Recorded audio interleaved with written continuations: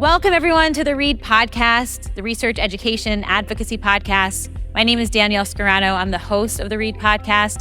READ is produced by the Windward Institute, which is a division of the Windward School. And we're recording live. And Jamie's going to tell you why we're doing that for those of you that are at home watching this in October. But for those of you just tuning in, READ is a podcast that connects you with researchers and educators and thought leaders in education and child development, like our esteemed guest here, Cheryl Cook. I just want to give a little bit of context about this episode. This is our fourth episode of the Lead on READ podcast series. So Jamie and I started this. This is a little bit of an idea last year, and it's a quarterly episode on essentially the question, what does it mean to be a leader in education right now? And so with that, I feel very like Katie Couric, Robin Roberts right now. You're rocking it. I know, right? I'm like manifesting, right?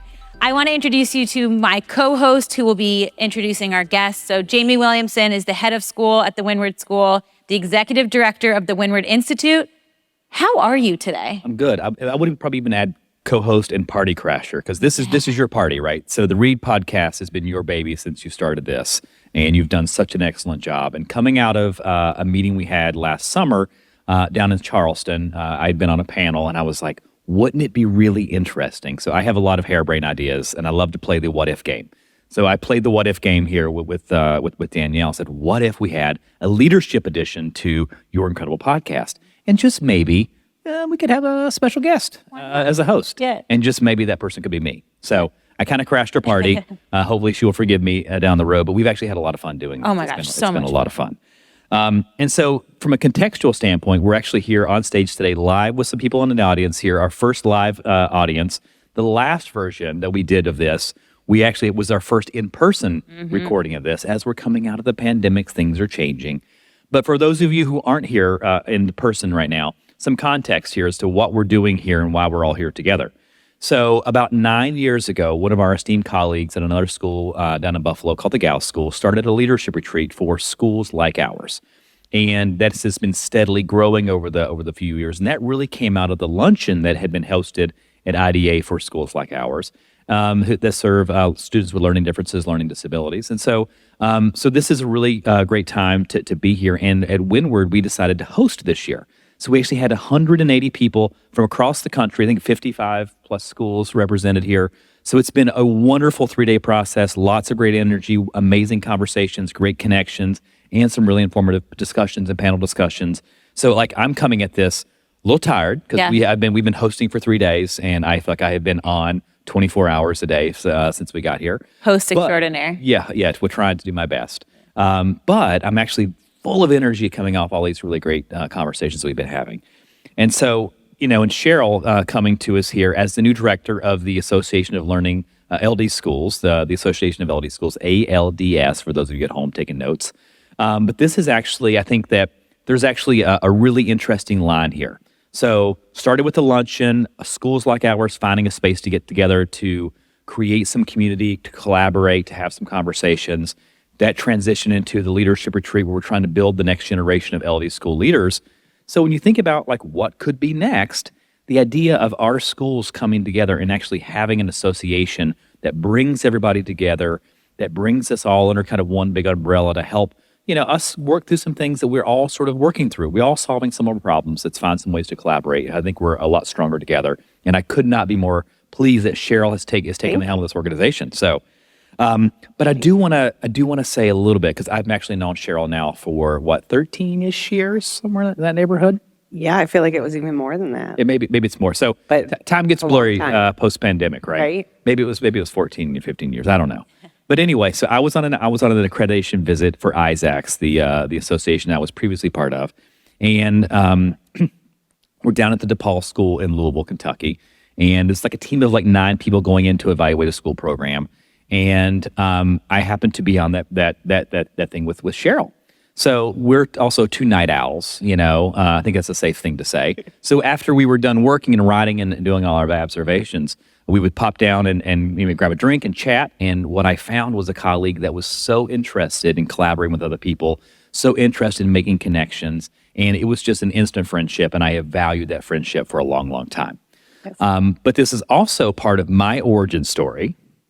I think it's fair to say. Very much. Because her head of school at the time, Lou Salza, who's been a dear friend and mentor to me, but not yet. I didn't know this man from anyone, right? And so we were working together. I was the co-chair of this team, and he broke his tooth on the opening night of this. So it's a little happy hour, hors d'oeuvres, past hors d'oeuvres, and he breaks a molar off. Now, Cheryl's husband happens to be a dentist. Correct. So who had some connections in Louisville. Yes. This gets weird, so forgive me. So she sets him up with an oral surgeon for the next day to fix his tooth. And he comes to me and says, I'm the chair of this, but tomorrow you're leading everything. You've got to do the board meeting, go to the parent meeting, go to the student meeting, the teacher meeting. And I was like, sure, got it. So he comes back, new tooth in mouth, ready to go for the next day, Monday evening.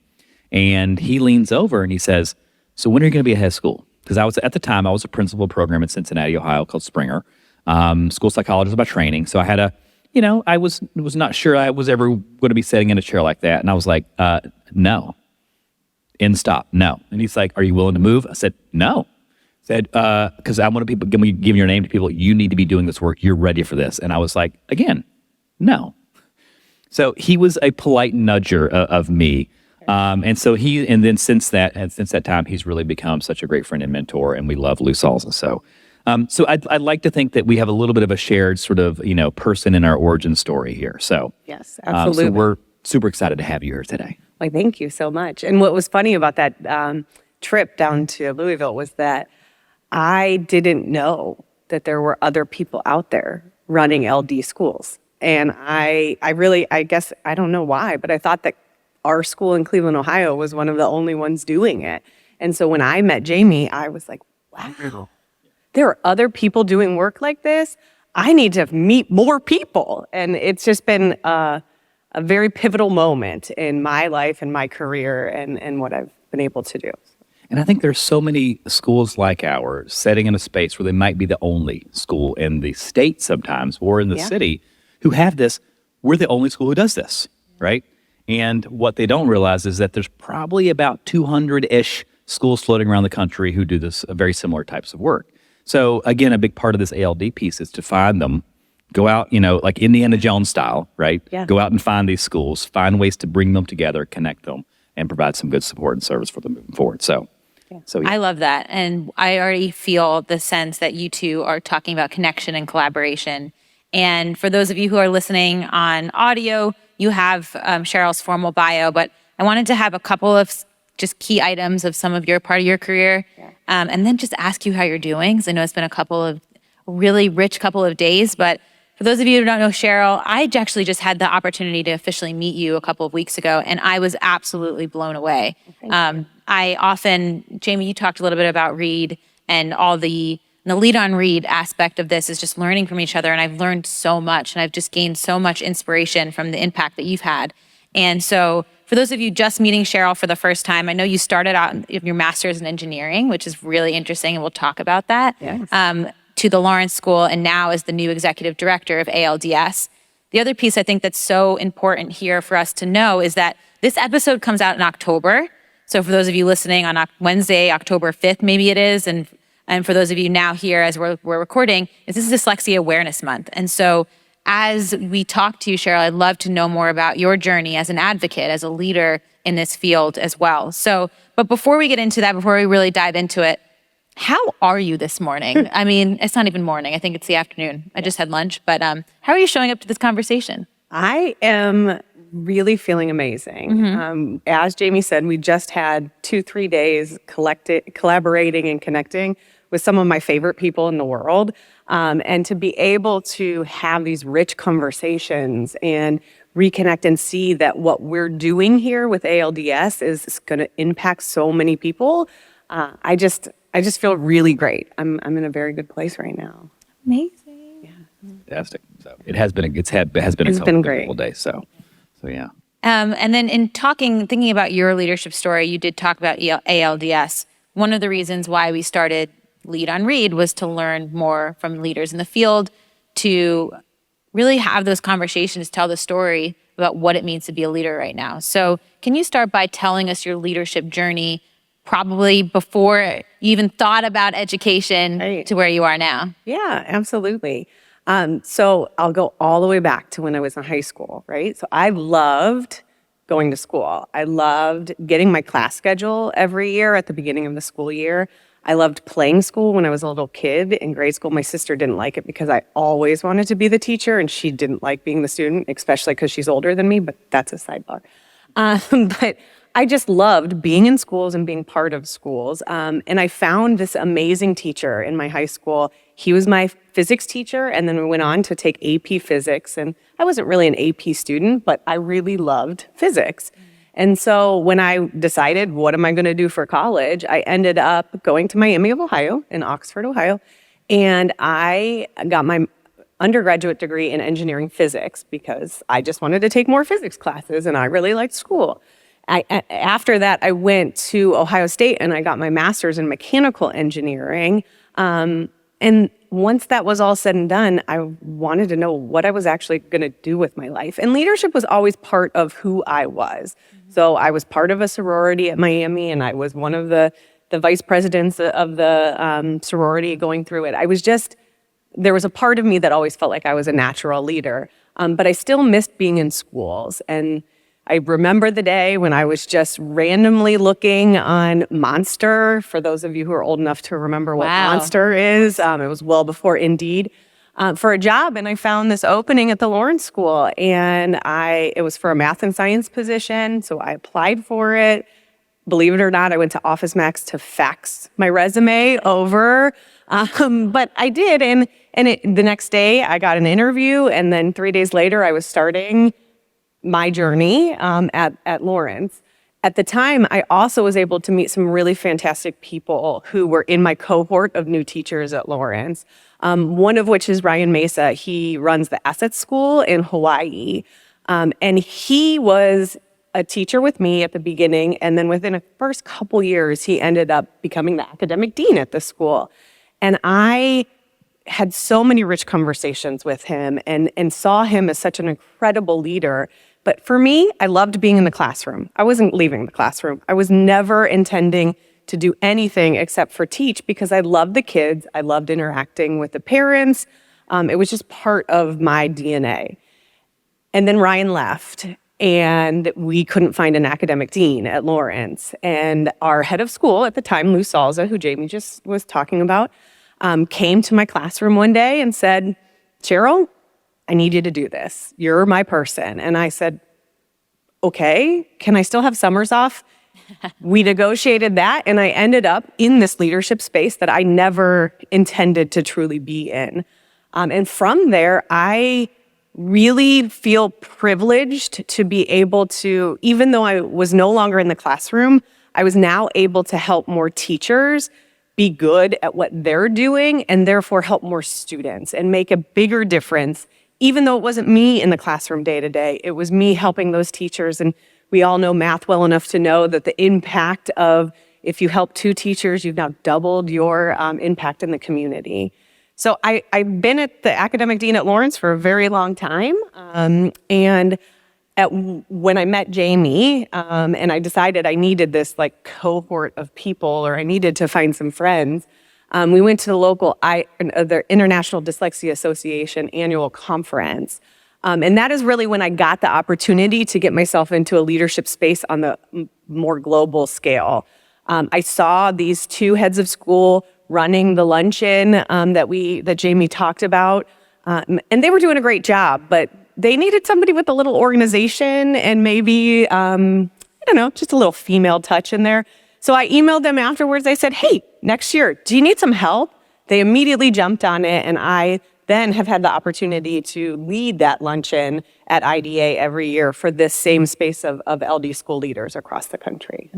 Thank you. And I could certainly sort of echo Cheryl's meaning making, right? So she jumps in, makes the meaning, creates some plans, comes at it from a very organized perspective, and I think has really helped make that luncheon a much stronger event. So Thank you. As we've reflected over the last couple of days, it's been wonderful to be with our colleagues and to spend some time really, decompressing a little bit, sort of honoring, I think, the work in so many ways, but also honoring like the struggle of the work, right? Yeah. I think right now, I don't think I'm about to say anything shocking and sort of unknown to people, but life's hard, right? Running a school is probably one of the hardest times in recent history to run school programs, to be a parent, to be a human being in this world. And so what do you, from your vantage point, thinking about, the work you're trying to do with ALDS and our field in general, what do you think what does it mean right now to be a leader in education? So if you were to sort of summarize that up in a few words, what would that be? Yeah. I really believe it's about building relationships and growing other leaders around you. It is really hard. It's a hard job, and not one person can do it. So knowing that as a leader, you have other really great potential leaders or actual leaders surrounding you. And so that's what I really think it means to be a leader, is to have relationships, be very in contact with folks, and rise up other leaders around you. Yeah. Thank you. I love that. Danielle? I'm savoring Your that. perspective? As you were talking, you talked about impact, and you also referenced relationships, cohort models, making a greater impact. And I see this through line in your career. And one thing that I'm writing down all these notes already, of what people listening and what teachers who are aspiring leaders, or what leaders just are aspiring to grow and be better in their field, and maybe people outside education who are just curious to see what it means to be like a leader in education. We have a vast number of listeners. And so again, I want to circle back to what you said about the beauty of relationships, the beauty of cohorts. And I actually knew about you way before I actually knew Cheryl Cook, from Jamie, actually. He was just becoming the head of school at the Windward School, and I had met him at a conference, and he said, I have a colleague that, actually, I really want you to tell this story, but I'll actually pause there. I'll let you tell the story, but I have a colleague who does this really awesome thing at conferences and in the way that they connect. And I'm just going to toss it up to you. Tell us about the thing you do that's just amazing, the way that you connect with people. I appreciate that. It's kind of embarrassing too, but I'm going to tell the story because I do think it's worthwhile. So again, back to my original story, I met Jamie, and then I wanted to meet more people and really find a connection of my own. So I went to my head of school, Lou Salza, and I said, I'm going to this conference. Here's the list of participants. Who do I need to meet? And he helped me kind of look through it, talk to me a little bit about who the people were, and we came up with a list. And there were 5-6 people on there. I got to know them kind of through their bios, looking up their schools, so I had an idea of what they looked like and who I was looking for. And then when we got to the conference, I sought out to find those people and get to know them and to have a meaningful conversation so that I could make a connection that I could bring home with me. It did turn into a joke after some time because, people would show up and be like, who's on your list this year, Cheryl? But I just needed a strategy, because as much as some people might think I'm a super extrovert, I'm more of an ambivert. And so for me to be in an environment, I needed a plan. I needed some sort of structure to how I was going to go about making these relationships. Yeah. I see you're very similar in that way too. Yeah. In the way of just ability to connect, to understand it deeply, get to know someone, right? Two birds of a feather, right? Yeah.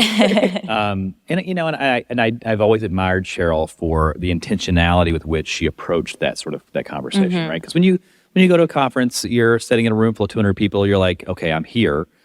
Now what? Yep. And you might be at a table and you might have a couple good conversations, but really she would be like, okay, this person is the academic director here. I've heard really good things about their program. I want to find out about their math vocabulary instruction, and she would go for it. Yeah. And so I think that bringing that layer of intentionality to how you're going to expand your professional network is really, really huge. Yeah. And now, as we're sitting here on the precipice of establishing the first association for schools like ours, coming off the heels of the largest LD school retreat that we've had in history in the 9 years it's existed, coming off a time when many of our schools have had the opportunity, given the economic and the uncertainty in the world and the educational sort of uncertainty, to grow a little bit and to be safe havens for families. I just think this is a really interesting time, right?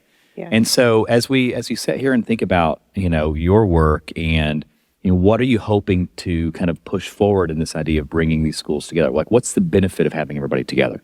Yeah, so I feel like we have done an outstanding job as schools that serve kids with learning differences in connecting heads of schools. But what we saw here these last couple of days is that there are more than just the heads of school who need a network, who need to learn from each other. And so my primary goal of ALDS is to figure out how do we reach the other people in the building, the academic leaders, the enrollment management directors, the advancement crew, the college counselors, and at some point, in some way, the teachers, so that they know they're not the only art teacher teaching kids with learning differences in a high school, even though they feel that way sometimes. Yeah. Thank you. Yeah. I want to circle back to what you had said, that we are better together, right? And I think that's such an interesting part of ALDS, right? And expanding about that, you talked a little bit about the origin story, but I want to dig a little bit deeper. What was it and what makes ALDS so unique and so special in connecting educators? Because there's a lot of different type of educational organizations, and I think I'm an ambivert? Extroverted, introvert? An ambivert, yeah. Maybe I just don't know enough about my personality. I'm like, am I an extrovert? Am I an introvert? Because there are people in this crowd being like, you're definitely an extrovert. And I'm like, no, I'm totally an introvert. But I'm a conference thrive. Like, I love being in connection with others and learning from other educators. And yeah, like I get, just a sensation of energy when I'm ever connecting with other educators who are just as passionate. So can you tell us a little bit more? What makes ALDS so unique in the sense of what your hopes are to achieve with this? So if we go back to my story a little bit, after I started trying to meet people at conferences and make a connection, I was able to come across a really unique group of people. We called ourselves the Sisterhood Collaborative, only because we couldn't come up with a name, and someone named us and then it just stuck. But it was a group of 5-6 different schools who, like ours, and it was the academic leaders on the campus. So whether it was a division head or an academic dean, a curriculum coordinator, or a teacher, all of us were charged with leading our academic program. And so what that gave me was an ability to ask questions that I couldn't ask in the other associations that our school belonged to. At Lawrence School, we were part of the Cleveland Council of Independent Schools, which is a fantastic group. However, it was hard for me to find other academic leaders there who understood the population that we were serving. And so when I look at ALDS, I think what gives it its uniqueness is that we are often geographically the only school or one of 2 or 3 schools in an area, but yet our leaders need to be able to connect with other leaders doing that same work. I can tell you that Lawrence School is better because of the sisterhood and all the ideas I stole along the way, meeting people, talking to them, going to see their schools in action. And I just am really excited about the opportunity to make it easier for other people to be able to find those same connections. Thank you. I love that. I'm going to take just a brief pause here to talk about passion. Yeah. Right? Because when I hear you talk about this, like, the passion is so clear. Just like you kind of like it sort of exudes from you, right? Radiates, if you will. And I think sometimes people think passion is this kind of internal reflectiveness, right? Like, okay, this is a thing that I'm thinking about, and I want to do more of this. But actually, I don't think that's actually where passion actually really kind of gets to thrive a little bit. I think it's when you look out into a space and maybe see a need in the world, right? And then there's almost this, like, maybe not clinical level of compulsion, but there's almost a little bit of a compulsion to, like, fill the need. Yeah. And I think that's one of the things that I love about this journey that you're on right now, Cheryl, is that you have seen this need for collaboration, for connection in our school programs for a while. And that's one of the things I've just loved about you. And when I see that need out in the community with you through your lens and your eyes, and watching how passionately you've been pursuing that connective tissue, right? That's really, for me, like such a big, important part of that origin story. Is it's not that you just you like to connect for the good of connecting. It's like you see this need out in the community for our schools and our field that we have a chance to kind of come together, be a little bit better, and not just for ourselves. There's part of that's where it's for ourselves, right? You get to learn from some other people. You get to be a little better today than you were tomorrow. But it's also on the grand scheme of things, we're making things better for kids on the whole, right? Yeah. So sorry for the tangent. Yeah. And 100% my passion is, I mean, I have goosebumps up here just talking and listening to all of this.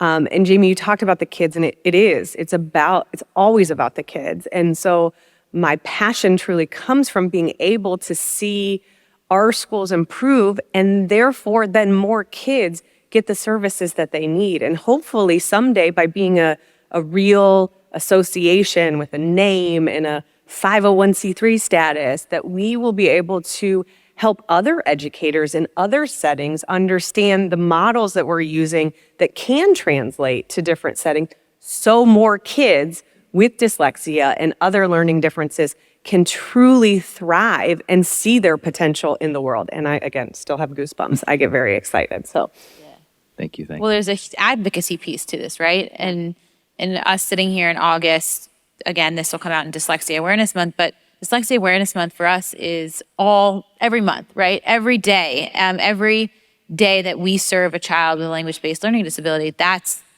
where the passion comes into, the advocacy piece. And I oftentimes think about people who are truly advocates. It often comes as a I don't want to say a consequence, but an amazing product of following the work and filling the need that we're so passionate about. Yeah. So I love that. For both of you, I guess, and Cheryl, you as the leader and executive director of ALDS, but Jamie also being part of this origin story. We're talking, I guess my question is twofold. We talked a little bit about the mission, right? But is there anything in the mission that we didn't touch on? And then second part, for those following, in the past couple of days, we've talked about tying our mission with vision, right? So what is it that you both, and you specifically, Cheryl, see in terms of how we actualize that mission into a vision for the future? Yeah, that's really great. And we've taken the time to really look and put those things on paper in words, and in our vision right now is that someday all kids can learn from the collective expertise of our schools, and that we can reach a larger population. We talked a lot about Lou Salza. We talked, there's some other really great leaders in this field, but they grew up and they retired, some have passed, and they started this work decades ago. And it is our responsibility as the leaders in this space now to continue their legacy in a way that allows them to be able to know that they made a difference in this world, even if they never get a chance to know that. So. You know, kind of building on that is that these are all folks that you're talking about, these kind of the giants of our field who went well before us and have founded schools, really worked to kind of create opportunities for legislative priorities to kind of get shifted, state level programs, and really deliver a lot of great education to kids across the country. And I think the vast majority of those folks would be so happy to live in a world where our schools didn't need to exist, right? That's one of the things I love about it. And then earlier today, we spent time actually listening to one of the founders of one of the public school in the DOE in the New York City, the South Bronx, is actually trying to start a school, and they're moving forward. They've got a PS number, they've got a leader, they've got a small school pilot that's happening, and they're growing that pilot. But a public school designed to serve kids, right? Which is what we would all love is to be able to say, we don't need to be on the front lines in our buildings doing this work. I have a feeling we're going to need to be here for a while, right? But we really want to make sure that there's access and opportunity for every child in the country to have access to a really good reading education. Right. So. And I remember even hearing them say in the past, these same great leaders that were trying to continue their work, we know we've done it when we've put ourselves out of work. Yeah. And I think the vibe right now in the world is that we're on a really good pathway here, to making some really significant impacts. So, awesome. When you think about some things that you're hoping to accomplish, over the next maybe first couple of years as ALDS, so certainly bringing some folks together. Yep. But what is your vision for sort of programmatic sort of things that you might want to kind of move into or sort of help expand and help schools kind of grow in? Yeah.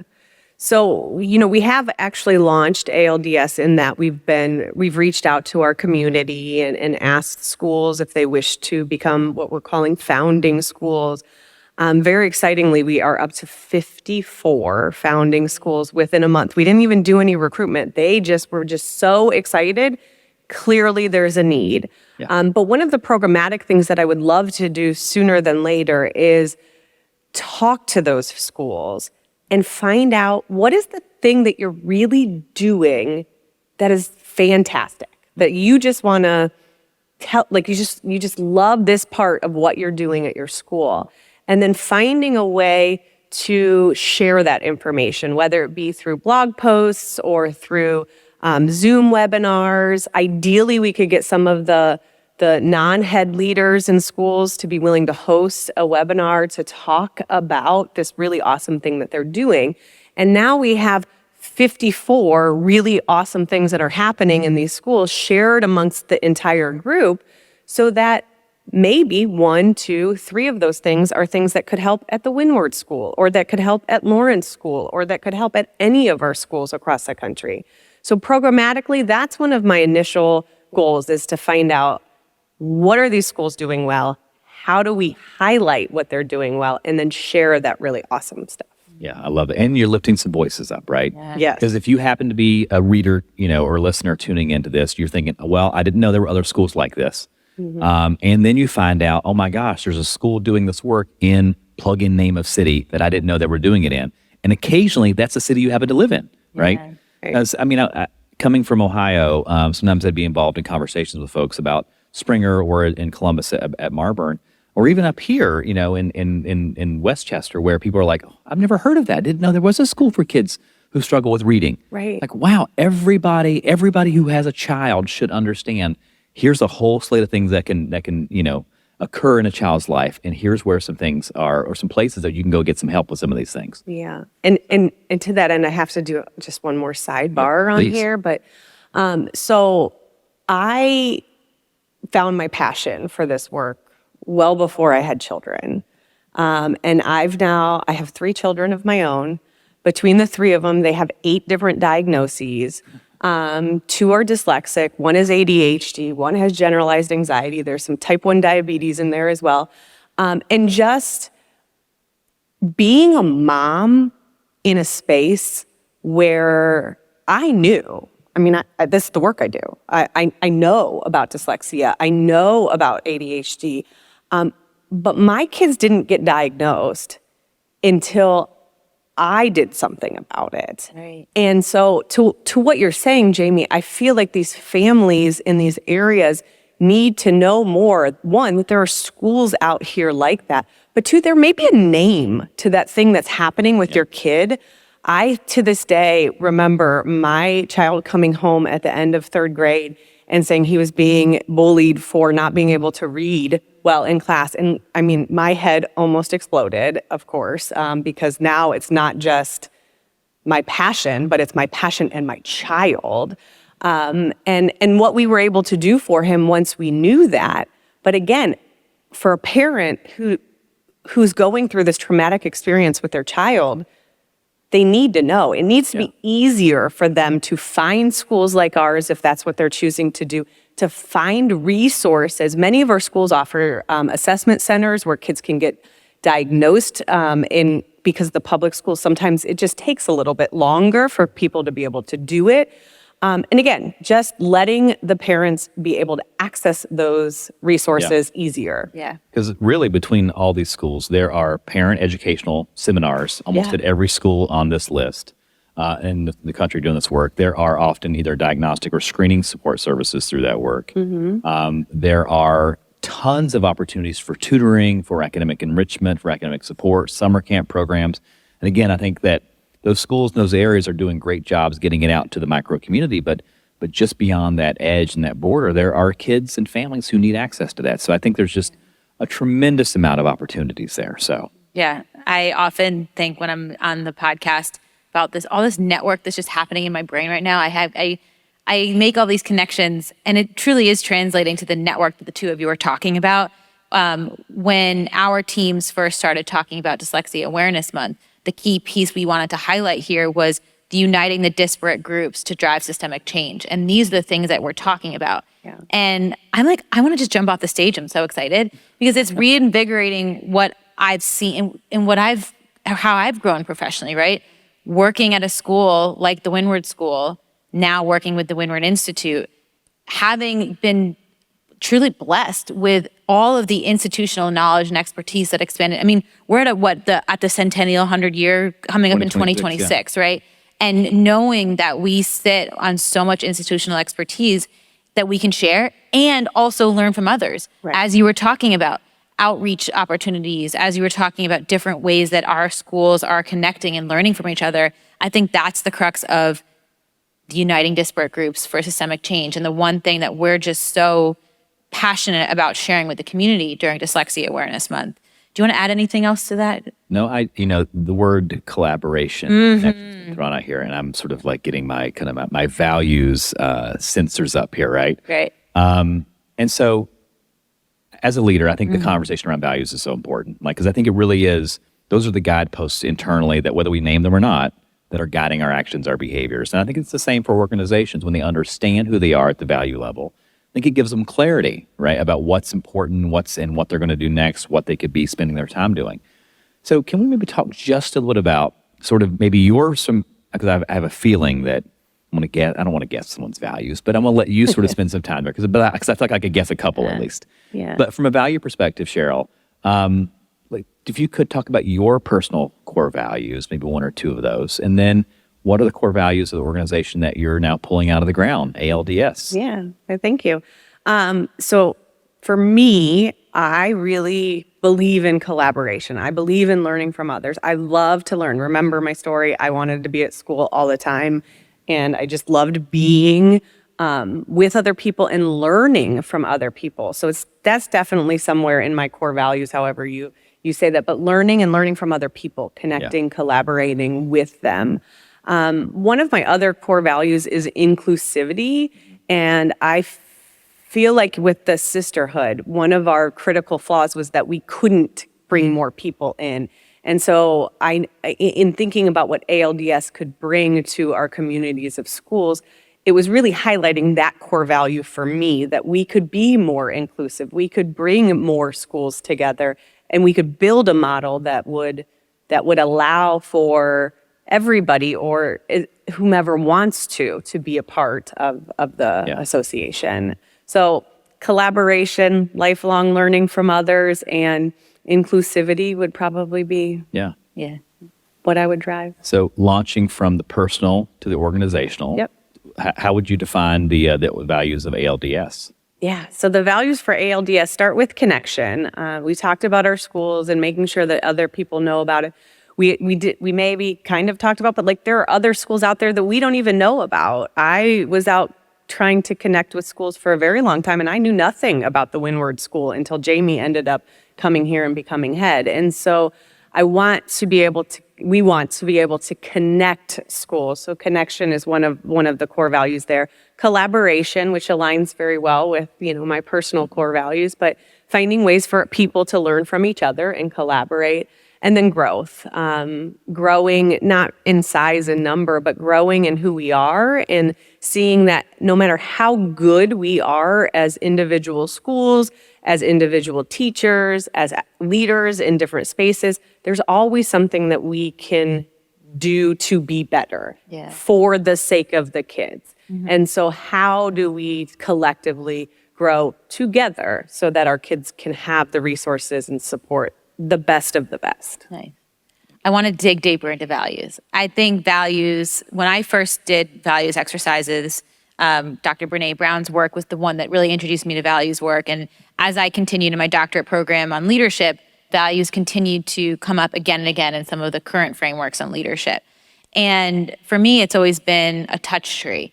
And now some people are laughing because I actually have a touch tree in Central Park that, like, if I'm feeling a little down, I'll go touch it on my way back from work. It's a little strange, but... So I did hear that correctly, a touch tree. A touch tree. Okay. Yeah, so a touch tree is just what's grounding you in the moment, right? And I actually have this 100-year-old touch tree in Central Park, just north of the reservoir. Okay. And she's beautiful. right? And every time I'll take a picture, snap it, send it to my mom. But the point of that actual touch tree and the metaphorical touch tree is it's very grounding, and it's my North Star. Yeah. And when we talked with you, Cheryl, and Jamie and I talked with you, I got a little vulnerable with you, and I said, you know, two of my values are community and learning, right? But I have a third value that doesn't really show up at work, and that's spirituality. And I define spirituality, faith, as just trust in the unseen order, another Brene Brown definition. Yeah.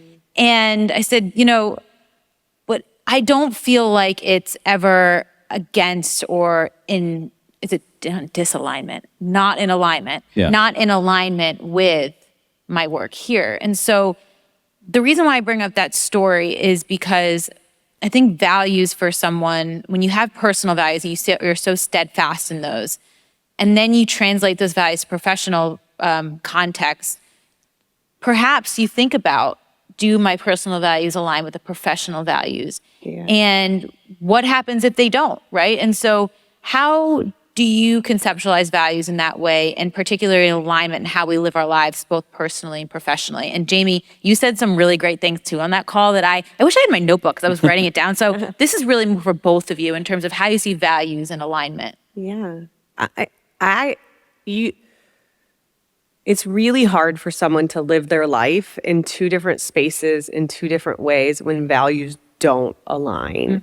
Mm-hmm. I do believe that you can have values that are part of who you are at home, and values that are part of who your organization is at life, but they have to align in some way. Mm-hmm. They don't have to be the same values, but they certainly can't collide and or be opposites of each other in any sort of way that makes you feel like you're not able to be your whole self or your true self when you are in either environment. Right. Yeah.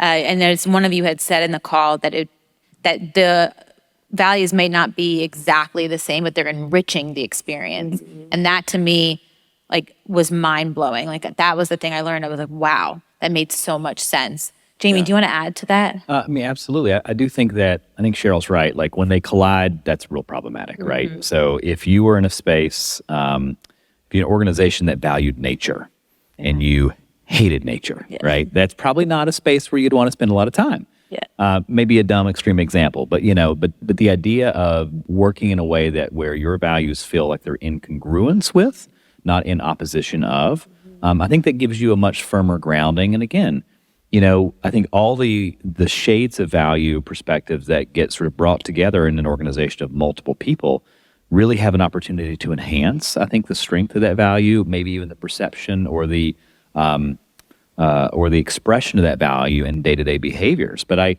do think it's hard to exist in a space where you don't have that alignment. I think Cheryl is in a very unique position here, where she gets to help start an organization. She has values as a human being. We have a board who I think has similar values to Cheryl in a lot of these ways, and are very aligned with the hope and mission and values for ALDS. So it's an opportunity, right? But when I got here to Windward, we had not really defined our core values as clearly.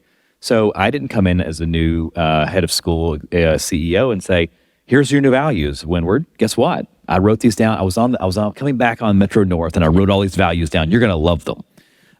What I did was we did some core value exercises to have people understand the interaction of values and behaviors, and how that kind of how that guides and sort of shows up in your life. And then I asked everybody, what do you think Windward's values are? Mm-hmm. And that was a lot of data. We sifted through, we created thematic groups, we validated those, we talked about them, we changed the name.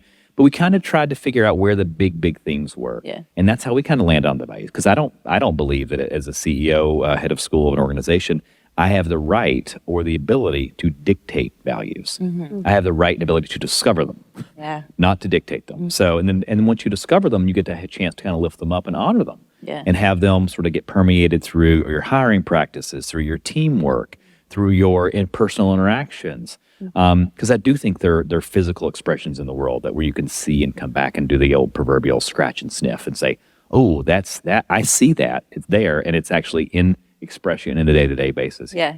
I love what you both said, and that just reminded me of some of the work that John Rosenshine and I do with self-determination theory. Probably going to butcher the quote, but when DC and Ryan talk about autonomy, they don't necessarily, sure, there are people that talk about choice and autonomy, but what he and John actually explains with DC and Ryan is this sense of purpose, and that one could actually autonomously endorse, let's say, a practice or a value or behavior of an organization.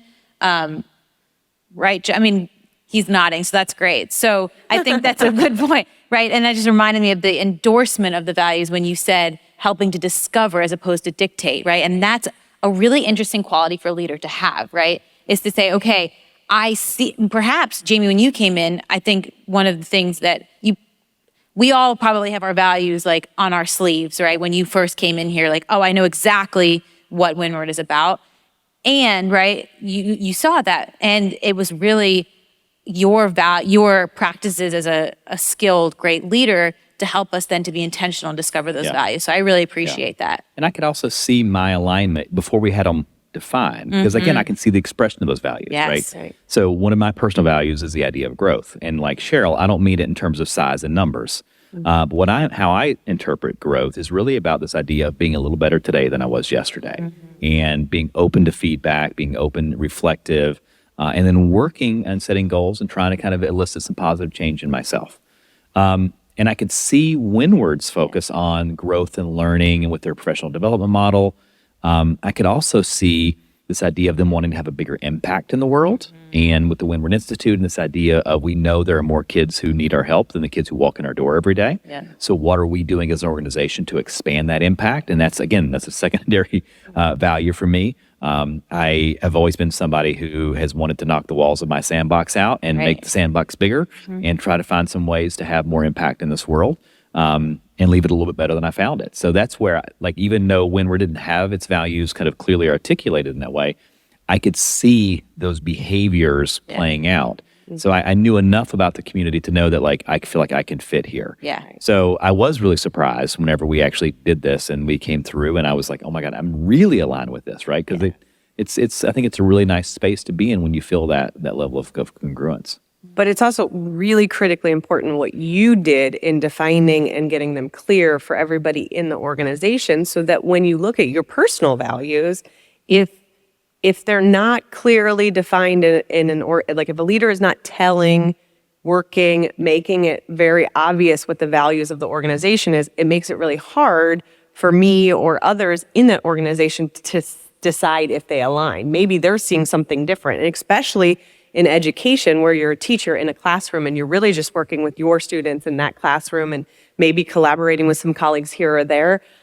So I commend you for what you did here at Windward in terms of making sure that those values were very defined so people can make decisions about whether those values align with their personal values. Yeah, thank you. It's a fun, and now we have a nice little cultural blueprint that we can refer to in lots of conversations. So you are a leader in transition right now, Cheryl. So you're still, I think, officially, I know your last day was at Lawrence was what? It's July 31st, which hasn't happened yet. That's what I thought. So 2 weeks from now. Last day in 2 weeks at an organization you spent a lot of time with. Yeah. And now you're transitioning into a new executive director role. So over the next few months, and actually not over the next, over the last few months, you've had a lot of fun firsts. So you're transitioning from having a boss to working with a board, which is as we talked about this week earlier, can be a terrifying thing for folks, and learning how to kind of navigate that. We've had to do some interesting tax forms. You've had to do some interesting legal stuff, understanding what director and officers insurance is and everything that goes on. And actually, you've even become a webmaster in the process, right? So you've been expanding some skills. So as you think about the things that you are focused on right now and the work that you're trying to do, what are some leadership-oriented skills and practices that you're trying to kind of really be mindful of as you're moving through this transition? Yeah, so, it is a pretty large transition. And I was talking to executive director of another association just recently, and she gave us a piece of advice and said, Cheryl, you're not just changing jobs, you are changing your career. And even though you're still in education and or working with educators, this is a career that people go to college for, to be an association executive. And you really have to think about it that way. And so right now, for me, a lot of it is learning what that actually means and trying not to miss steps along the way that I didn't even know were along the way. I was very fortunate at Lawrence that I was able to do very similar work for a long time. And when I would go in, I knew what I needed to do and I would get it done. And now I don't even always know what I need to do, but I have a great team. I have a great group of people to help me figure that out. But yeah, that will definitely be one of the skill sets I'm trying to hone is figuring out what is it that this, association executive needs to be successful and how can I make sure that I'm learning what I need to learn. Yeah. And I would also imagine, because having had a little bit of a front row seat to this sort of development here, that there's been some times when, doing something brand new in a space that hasn't been done just yet. It's been done in other spaces and it's happened before. But you're trying to bring different groups of people together, different school communities together, align them in some way, gather some feedback. So how have you done some work, because I know you've been doing this work individually with people and in small groups. How have you brought people along with the vision of ALDS and included them in that? For that, it's very conversational. I like to have conversations with people. This event has been really helpful to be able to have some more conversations. Anybody with any trepidation, it was reaching out and saying, let's get on a Zoom call and let's just talk. And within 5-10 minutes, it was, they were equally as excited. They could see the passion in me for what this association was going to bring to them and to their school. And so, again, building those relationships that a good leader needs to be able to do is how I've been able to continue to move in my new career, the skills that I were very strong with in my old career and bringing it here. So. Thank you. Yeah. Well, we have about to wrap up time and we are going to end with our read bookmarks, Jamie. And this is a new type of read bookmark. Do you have any other burning questions for Cheryl before we get into it? I think we can get right into the bookmark. All right. I'm excited about this new bookmark. Yes. So for those of you that have been following Read for a while and have looked on all of our free resources on the Read podcast webpage through the Windward Institute's page, we have something called Read Bookmarks, or just top moments from each episode that we think are really impactful and inspiring. And we thought for the lead on read, actually Jamie and I have been thinking, we need to end in some fun way, right? Yeah. We need to think of something that's just maybe rapid fire or just something we can just take away that's going to increase inspiration, information, impact for those folks that are listening. And so for this version of bookmarks, these are key highlights from leadership. And so what we're going to do is we're going to ask you to finish the sentence for each of these. And maybe this is rapid fire. Yes, maybe it's the first thing that comes to your head. Maybe you're like, I need to chew on that. But we're just going to see how it goes, right? I love her face. Yeah. Did you all see that?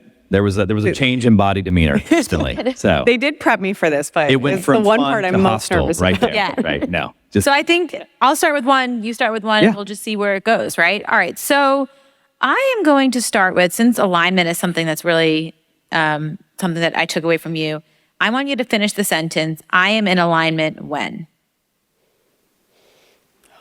See, this is why I was nervous Chewing, about this yes. part. I'm chewing. I am in alignment when the things that matter most to me personally are things that I see in the organization and the work that I'm doing with other people. I love that. One non-negotiable act of self-care. One non-negotiable act of self-care. Do you see the strategy I'm using where I repeat the question so I can think while I'm repeating She's the stalling. question? She's Were you a stalling. We get teacher? it. Just so you guys know. So for me, it's traveling. I love to travel. I love to travel with my husband, with my family, with my friends. And so, it's not a daily type of thing. I'm not traveling every day, though it does feel like that right now. But that's my non-negotiable. Getting out and laughing. When you're away from home, I feel like you just have a whole different perspective and ability to do things. So. I love that. I love to travel too.